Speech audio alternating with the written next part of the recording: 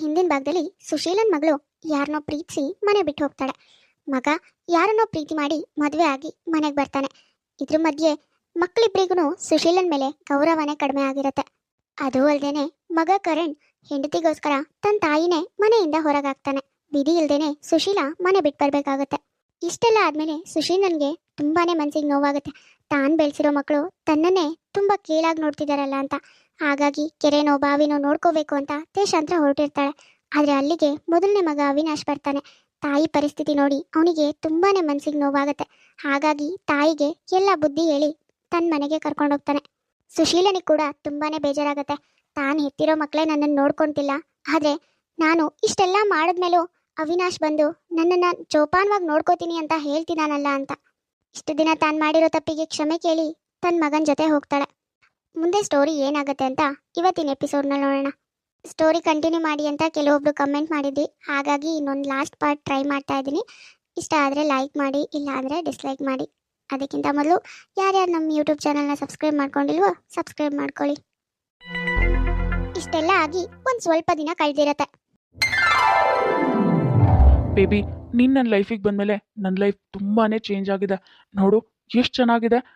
You are my lucky girl baby. Thank you thank you thank you so much. I love you lot baby.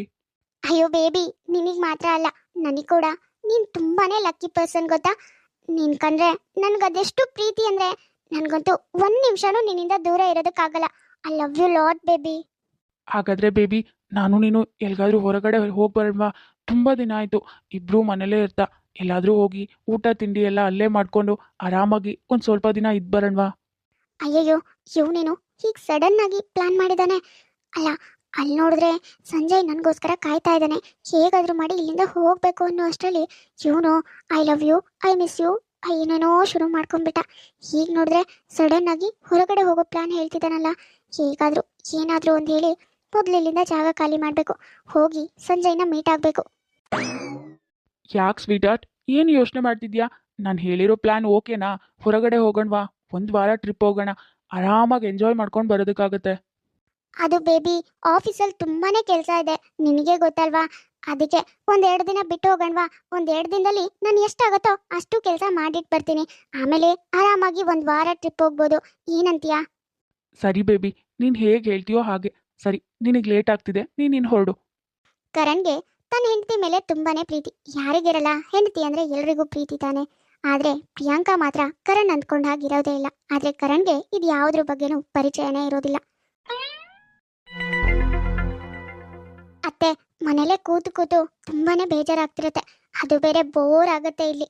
ಬನ್ನಿ ಒಂದ್ ಸ್ವಲ್ಪ ಹೊತ್ತು walking ಮಾಡ್ಕೊಂಡು ಆರಾಮಾಗಿ ಹೊರಗಡೆ ಎಲ್ಲ ಓಡಾಡ್ಕೊಂಡು ಬರೋಣ. ರಾಧಿಕಾ, ನೀನ್ ಹೇಳಿದ್ ನಿಜ ಕಣಮ್ಮ, ತುಂಬಾನೇ ಬೇಜಾರಾಗ್ತಿತ್ತು. ನಾನೇ ನಿನ್ನ ಕರಿಬೇಕು ಅನ್ಕೊಂಡಿದ್ದೆ, ಹೊರಗೆ ಸುಮ್ಮನೆ ವಾಕಿಂಗ್ ಓಡಾಡ್ಕೊಂಡು ಬರೋಣ ಬಾ ಅಂತ. ಸರಿ ಬಾ, ಹಾಗಾದ್ರೆ ಒಂದ್ ಸ್ವಲ್ಪ ಹೊತ್ತು ಹೊರಗಡೆ ಎಲ್ಲ ಓಡಾಡಿದ್ರೆ ಮನ್ಸಿಗೂ ಒಂಥರ ನೆಮ್ಮದಿ ಅನ್ಸತ್ತೆ. ಹೌದು ಅತ್ತೆ, ಇಲ್ಲೇ ಹತ್ರದಲ್ಲಿ ಒಂದ್ ಪಾರ್ಕ್ ಇದೆ, ತುಂಬಾನೇ ಚೆನ್ನಾಗಿದೆ. ಅಲ್ಲಿಗೆ ಹೋಗೋಣ ಆಯ್ತಾ? ನಾನಂತೂ ಅವಾಗವಾಗ ಅಲ್ಲಿಗೆ ಹೋಗ್ತಿರ್ತೀನಿ. ನಿಮ್ ಮಗನೂ ಬರ್ತಾರೆ ನನ್ನ ಜೊತೆಗೆ, ಬನ್ನಿ.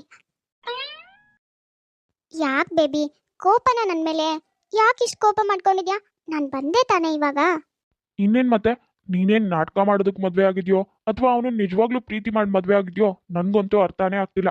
ಯಾವಾಗ ನೋಡಿದ್ರು ಅವನ ಜೊತೆನೇ ಇರ್ತೀಯ. ನಾನು ಫೋನ್ ಮಾಡಿದಾಗೆಲ್ಲ ರಿಸೀವ್ ಮಾಡಿ ಮಾತಾಡಲ್ಲ. ನನ್ಗೆ ಎಷ್ಟು ಬೇಜಾರಾಗುತ್ತೆ ಹೇಳು. ನಾನು ಪ್ರೀತಿ ಮಾಡಿರೋ ಹುಡುಗಿ ಅವನ ಜೊತೆಗಿದ್ರೆ ನನಗೆ ಹೊಟ್ಟೆ ಉರಿಯಲ್ವಾ? ಯಾಕತ್ತೆ, ಯಾಕೆ ಇಲ್ಲೇ ನಿಂತ್ಬಿಟ್ರಿ? ಬನ್ನಿ ಹೋಗೋಣ. ರಾಧಿಕಾ, ಸ್ವಲ್ಪ ಮೆಲ್ಲಗೆ ಮಾತಾಡು. ಅಲ್ಲಿ ನಿಂತಿದ್ದಾಳಲ್ಲ, ಅವಳೇ ನಿನ್ ಮೈದ್ನನ್ ಹೆಂಡತಿ.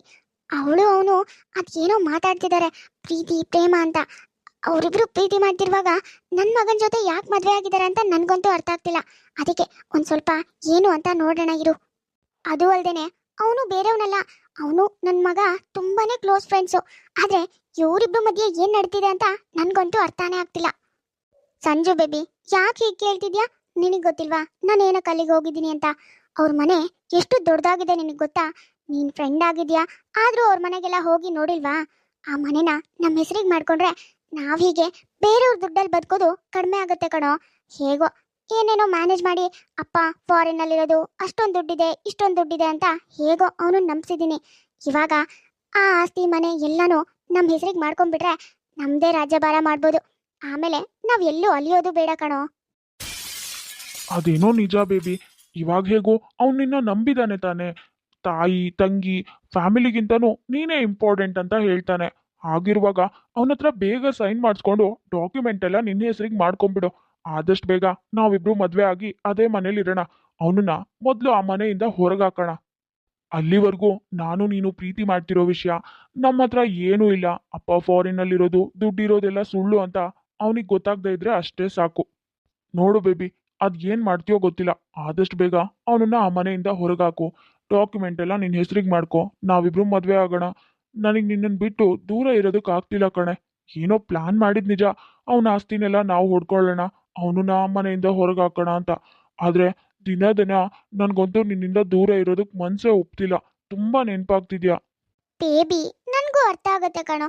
ನೀನು ಬೇಜಾರು ಮಾಡ್ಕೋಬೇಡ. ನಾನು ಇವತ್ತೇ ಹೋಗ್ಬಿಟ್ಟು ಇದ್ರ ಬಗ್ಗೆ ಮಾತಾಡ್ತೀನಿ. ಡಾಕ್ಯುಮೆಂಟ್ನ ನನ್ನ ಹೆಸರಿಗೆ ಮಾಡ್ಕೋತೀನಿ. ನೀನು ಅದ್ರ ಬಗ್ಗೆ ಎಲ್ಲ ಚಿಂತೆ ಮಾಡಿ ಟೆನ್ಷನ್ ಮಾಡ್ಕೋಬೇಡ. ನೋಡು, ನಾನಿಲ್ಲದೆ ನೀನು ಎಷ್ಟು ಸ್ವರ್ಗೋಗಿದ್ಯಾ. ಸರಿ ಬಾ, ಯಾವುದಾದ್ರೂ ರೂಮ್ ತಗೊಂಡು ರೂಮಲ್ಲಿರೋಣ ಒಂದು 2 ದಿನ. ಅಂದ್ರೆ ಅತ್ತೆ, ಇದೆಲ್ಲ ಇವರಿಬ್ರು ಮಾಡ್ತಾ ಇರೋ ಟ್ರಾಪ್ ಅತ್ತೆ. ಮೊದಲು ನಿಮ್ಮ ಮಗನಿಗೆ ಎಲ್ಲ ವಿಷಯನೂ ತಿಳಿಸ್ಬೇಕು. ಇಲ್ಲ ಅಂದ್ರೆ ಇವರಿಬ್ರು ಸೇರ್ಕೊಂಡು ಅವ್ರನ್ನ ಬೀದಿಗೆ ತಳ್ಬಿಡ್ತಾರೆ. ಪಾಪ, ಏನೂ ಗೊತ್ತಿಲ್ದೇನೆ ನಿಮ್ಮ ಮಗ ಸುಮ್ಮನೆ ಮೋಸ ಹೋಗ್ಬಿಡ್ತಾರೆ. ಮೊದಲು ಈ ವಿಷಯನ ಅವ್ರಿಗೆ ಹೇಳಬೇಕು. ಹೌದಮ್ಮ ರಾಧಿಕಾ, ಮೊದಲು ಹೋಗಿ ಈ ಎಲ್ಲ ವಿಷಯನೂ ನನ್ನ ಮಗನಿಗೆ ಹೇಳಬೇಕು. ಪಾಪ, ಅವನು ಇವಳನ್ನ ನಂಬಿ ಮೋಸ ಹೋಗ್ತಿದ್ದಾನೆ. ಸುಶೀಲನ್ಗೆ ಮತ್ತೆ ರಾಧಿಕನ್ಗೆ ಪ್ರಿಯಾಂಕನ್ ಬಂಡವಾಳ ಏನು ಅನ್ನೋದು ತುಂಬಾ ಚೆನ್ನಾಗಿ ಗೊತ್ತಾಗತ್ತೆ. ಪಾಪ ಕರಣ್ಗೆ ಇದು ಯಾವುದ್ರ ಬಗ್ಗೆನೂ ಅರಿವೇ ಇರಲ್ಲ. ಹಾಗಾಗಿ ಸುಶೀಲಾ ಮತ್ತೆ ರಾಧಿಕಾ ತಾವೇ ಎಲ್ಲ ತಿಳಿಸಿ ಎಲ್ಲಾನು ಸರಿ ಮಾಡಬೇಕು ಅಂತ ನಿರ್ಧಾರ ಮಾಡ್ತಾರೆ. ಛೇ, ಇಷ್ಟೆಲ್ಲ ಆದ್ಮೇಲೆ ನಾನು ಬದುಕಿದ್ದು ಏನ್ ಪ್ರಯೋಜನ? ನಾನು ಅವನನ್ನ ನಂಬಿ ಪ್ರೀತಿ ಮಾಡಿದ್ದೀನಿ ಅಂತ ಎಲ್ಲರನ್ನೂ ಬಿಟ್ಟು ಬಂದೆ. ಆದ್ರೆ ಅವನು ದುಡ್ಡಿಗೋಸ್ಕರ ನನ್ನನ್ನೇ ಯಾರಿಗೋ ಮಾರ್ಬಿಟ್ಟ. ಛೇ, ಇಲ್ಲ, ಇಷ್ಟೆಲ್ಲ ಆದ್ಮೇಲೆ ನಾನು ಬದುಕೋದೇ ಬೇಡ. ನಾನು ಸಾಯೋದೇ ಒಳ್ಳೇದು. ಅಮ್ಮಂಗೆ ಇದೆಲ್ಲ ಗೊತ್ತಾದ್ರೆ ನನ್ನನ್ನು ಸಾಯಿಸ್ಬಿಡ್ತಾಳೆ. ಅವಳು ಸಾಯಿಸೋ ಬದಲು ನಾನೇ ಸತ್ತೋಗ್ಬಿಡ್ತೀನಿ. ಲೇ ಸುರಕ್ಷಾ, ಇದೇನೇ ಮಾಡ್ತಿದ್ಯಾ ನೀನು? ಯಾಕೆ ಹೀಗೆ ಮಾಡ್ತಿದ್ಯಾ? ಏನಾಯ್ತೆ? ಅಮ್ಮ, ಏನು ಅಂತ ಹೇಳಮ್ಮ. ನೀನು ಅವತ್ತು ಹೇಳ್ದೆ ಅವನನ್ನ ನಂಬೇಡ, ಹೋಗ್ಬೇಡ ಅವನ ಜೊತೆಗೆ ಅಂತ. ಆದ್ರೂ ನಾನು ನಿನ್ ಮಾತನ್ನ ಏನು ಲೆಕ್ಕಕ್ಕೆ ತಗೊಳ್ದೆ ಹೊರಟೋದೆ. ಆದ್ರೆ ಅವನು ನನ್ನ ಹೊಟ್ಟೆಲಿರೋ ಮಗು ತೆಗ್ಸಿ ನನ್ನನ್ನ ಯಾರೋ ದುಬಾಯಿಸಿ ಇಟ್ಟಂತೆ ಅವನಿಗೆ ಮಾರೋದಕ್ಕೆ ರೆಡಿ ಮಾಡಿದ್ದ. ಅದು ದುಡ್ಡಿಗೋಸ್ಕರ ಅಮ್ಮ. ಅಲ್ಲಿಂದ ತಪ್ಪಿಸ್ಕೊಂಡು ಬರೋದು ಎಷ್ಟು ಕಷ್ಟ ಆಯ್ತು ಗೊತ್ತಾ ಅಮ್ಮ? ಇಷ್ಟೆಲ್ಲ ಆದ್ಮೇಲೆ ನಾನು ಏನಕ್ಕಮ್ಮ ಬದುಕಿರ್ಲಿ? ಅದಕ್ಕೆ ಸಾಯ್ಬೇಕು ಅಂತ ಹೊರಟಿದ್ದೆ. ಅಯ್ಯೋ, ಇದೇನ್ ಮಾತು ಅಂತ ಆಡ್ತಿದ್ಯಾ ಮಗ್ಲೆ? ನಿನಗೆ ಅವನು ಯಾರೋ ಮೋಸ ಮಾಡಿದ್ರೆ ಏನಾಯ್ತೆ? ನಾನಿಲ್ವೇನೆ? ಹೆತ್ತೋರು ಅಂತ ಇಲ್ವೇನೆ? ನೋಡು, ಹೀಗೆಲ್ಲ ಯೋಚನೆ ಮಾಡಬಾರ್ದು. ಆಗಿದ್ದೇನೋ ಆಯ್ತು. ಸತ್ತೋದ್ರೆ ಎಲ್ಲಾನು ಸರಿ ಆಗತ್ತಾ ಹೇಳು? ಮುಂದಿನ ಜೀವನ ಏನು ಅಂತ ನೋಡ್ಬೇಕು. ನೋಡು, ಜೀವನದಲ್ಲಿ ಕಹಿ ಘಟನೆ ಸಿಹಿ ಘಟನೆ ಅಂತ ಎಲ್ಲಾನು ಇರುತ್ತೆ. ಆದ್ರೆ ಕಹಿ ಘಟನೆಗಳನ್ನ ಮರ್ತು ಬಿಡ್ಬೇಕಮ್ಮ. ಸರಿ, ನೀನ್ ಹೀಗೆಲ್ಲ ಯೋಚನೆ ಮಾಡ್ಬೇಡ. ನಡಿ ನಮ್ ಜೊತೆಗೆ. ಮಗಳು ಎಷ್ಟೇ ತಪ್ಪು ಮಾಡಿದ್ರು ಹೆತ್ತಿರೋ ಕರಳಿಗೆ ಮಗಳು ತುಂಬಾನೇ ಮುಖ್ಯ. ಹಾಗಾಗಿ ಸುಶೀಲನ್ಗೆ ಮಗಳ ಜೀವನದಲ್ಲಿ ನಡೆದಿರೋದೆಲ್ಲ ನೋಡಿ ತುಂಬಾನೇ ಬೇಜಾರಾಗುತ್ತೆ. ಏನೂ ಹೇಳ್ದೇನೆ ಮಗಳಿಗೆ ಸಮಾಧಾನ ಮಾಡಿ ತನ್ನ ಜೊತೆ ಕರ್ಕೊಂಡು ಹೋಗ್ತಾಳೆ. ಮುದ್ದು ಬೇಬಿ, ನನ್ ಕಂಡ್ರೆ ನಿನ್ಗೆ ಎಷ್ಟು ಇಷ್ಟ? ಅಯ್ಯೋ, ಇದೇನ್ ಪಿಂಕಿ ಬೇಬಿ ಹೀಗೆ ಕೇಳ್ತಾ ಇದೀಯಾ? ನಿನ್ ಕಂಡ್ರೆ ನನ್ಗೆ ಎಷ್ಟು ಇಷ್ಟ ಅಂತ ಅದನ್ನ ಹೇಳೋದಕ್ಕಾಗಲ್ಲ. ನಿನ್ಗೋಸ್ಕರ ನಾನು ಏನ್ ಮಾಡೋದಕ್ಕೂ ರೆಡಿ ಇದ್ದೀನಿ ಗೊತ್ತಾ? ನಿಜ ಹೇಳ್ತಿದ್ಯಾ ಬೇಬಿ? ನನ್ಗೋಸ್ಕರ ನೀನ್ ಏನ್ ಬೇಕಾದ್ರೂ ಮಾಡ್ತೀಯಾ? ಏನ್ ಬೇಕಾದ್ರೂ ಕೊಡ್ತೀಯಾ? ನಿಜ ಪಿಂಕಿ ಬೇಬಿ, ನಿನ್ಗೋಸ್ಕರ ನಾನು ಏನ್ ಬೇಕಾದ್ರೂ ಮಾಡ್ತೀನಿ. ನಿನ್ಗೋಸ್ಕರ ಏನ್ ಬೇಕಾದ್ರೂ ತಂದ್ಕೊಡ್ತೀನಿ. ನಿನ್ಗೆ ಏನ್ ಬೇಕು ಕೇಳು, ಇವಾಗ್ಲೇ ಈ ಕ್ಷಣನೇ ತಂದ್ಕೊಡ್ತೀನಿ. ಹೌದಾ ಬೇಬಿ? ಇದೇ ಮಾತಾ? ಹಾಗಾದ್ರೆ ಈ ಮನೆ ಡಾಕ್ಯುಮೆಂಟ್ನ ನನ್ನ ಹೆಸರಿಗೆ ಮಾಡ್ತೀಯಾ? ಆಹಾಹಾ, ಏನೇ ಮಿಟ್ಕಾಣಿ! ನನ್ನ ನೋಡಿ ಭಯ ಆಯ್ತೇನೆ, ಶಾಕ್ ಆಯ್ತೇನೆ ಅಲ್ವೇ? ಪ್ರೀತಿ ಮಾಡೋ ನಾಟಕ ಆಡಿ ನನ್ ಮಗನಿಗೆ ಮೋಸ ಮಾಡ್ತಿದ್ಯಲ್ಲ, ನಿನ್ಗೆ ಹೇಗಾದ್ರೂ ಮನ್ಸ್ ಬಂತೆ? ಕರಣ್, ಏನ್ ಮಾತಾಡ್ತಿದಾರೆ ನಿಮ್ ತಾಯಿ? ನೋಡು, ಬಾಯಿಗೆ ಬಂದಾಗೆಲ್ಲ ಮಾತಾಡ್ತಿದ್ದಾರೆ. ನೋಡು, ಈಗ್ಲೇ ಈ ಕ್ಷಣನೇ ಅವ್ರನ್ನೆಲ್ಲ ಮನೆಯಿಂದ ಹೊರಗೆ ಕಳ್ಸು. ಇಲ್ಲ ಅಂದ್ರೆ ನಾನೇ ಈ ಮನೆ ಬಿಟ್ಟು ಹೋಗ್ಬೇಕಾಗತ್ತೆ. ಏನಮ್ಮ ನೀನು? ನಾನು ನನ್ನ ಹೆಂಡತಿ ಚೆನ್ನಾಗಿರೋದು ನಿನಗೆ ಇಷ್ಟನೇ ಇಲ್ವಾ? ಅದಕ್ಕೆನಾ ಯಾವಾಗ್ಲೂ ನಮ್ಮಿಬ್ರು ಮಧ್ಯೆ ಏನಾದ್ರೂ ತಂದಿಡೋದಕ್ಕೆ ನೋಡ್ತಾನೆ ಇರ್ತೀಯ. ಅಷ್ಟಕ್ಕೂ ನಿಮ್ಮನ್ನೆಲ್ಲ ಯಾರು ಇಲ್ಲಿಗೆ ಬರೋದಕ್ಕೆ ಹೇಳಿದ್ದು? ಯಾಕೆ ಬಂದಿದ್ದೀರಾ? ಸಾಕ್ ಬಾಯ್ ಮುಚ್ಚೋ. ತೆಳ್ಳಗೆ ಬೆಳ್ಳಗೆ ಇದ್ರೆ ಸಾಕು, ಹುಡ್ಗಿರ್ ಮೇಲೆ ಬಿದ್ದು ಹೋಗ್ತೀರಾ ನೀವು. ನಿನ್ಗೇನೋ ಗೊತ್ತೋ ನಿನ್ ಹೆಂಡತಿ ಎಂತವಳು ಅಂತ?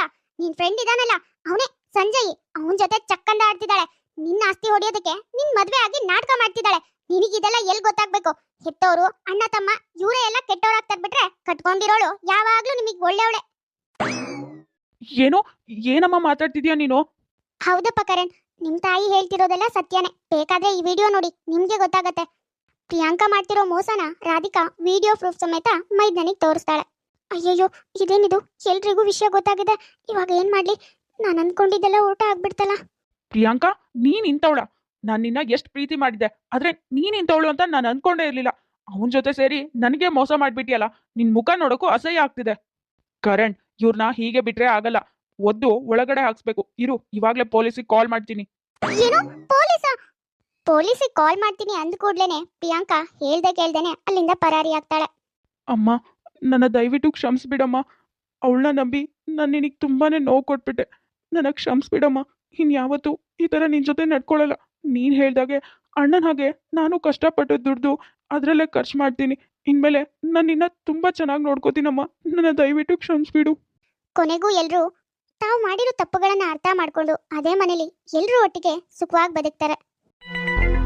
ನೋಡಿದ್ರಲ್ಲ ವೀಕ್ಷಕರೇ, ಇವತ್ತಿನ ನಮ್ಮ ಈ ವಿಡಿಯೋ ನಿಮ್ಗೆ ಇಷ್ಟ ಆಗಿದ್ರೆ ಪ್ಲೀಸ್ ನಮ್ಮ ಯೂಟ್ಯೂಬ್ ಚಾನಲ್ನ ಸಬ್ಸ್ಕ್ರೈಬ್ ಮಾಡ್ಕೊಳ್ಳಿ, ಲೈಕ್ ಮಾಡಿ, ಶೇರ್ ಮಾಡಿ, ಹಾಗೆ ಕಮೆಂಟ್ ಮಾಡಿ.